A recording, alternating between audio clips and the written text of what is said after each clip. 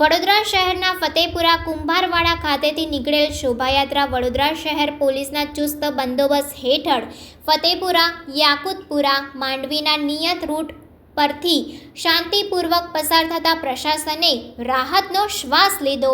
શ્રીરામની શોભાયાત્રા કોમી ઇખલાસભર્યા વાતાવરણમાં ફતેપુરાથી પસાર થતા પોલીસ દ્વારા શહેરના સંવેદનશીલ વિસ્તારોમાં પતરા લગાવવામાં આવ્યા અને અવરજવર માટે રસ્તા બંધ કરી દેવામાં આવ્યા હતા. તેમજ ધાબા પોઈન્ટ પરથી વિડીયોગ્રાફી ઉપરાંત ડીસીબી, પીસીબી અને એસઓજી સહિતનો પોલીસ કાફલો ઘટના સ્થળે તૈનાત કરવામાં આવ્યો હતો.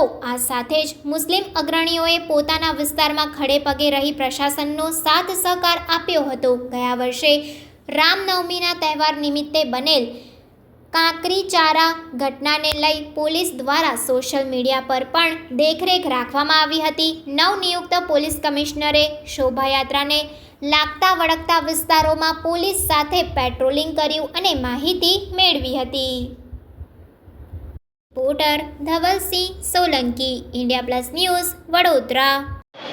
आप देख रहे हो कि ताजिया कमेटी के द्वारा क्या हो रहा है और क्या आवकार दे रहे हैं, ये आप सबको पता है।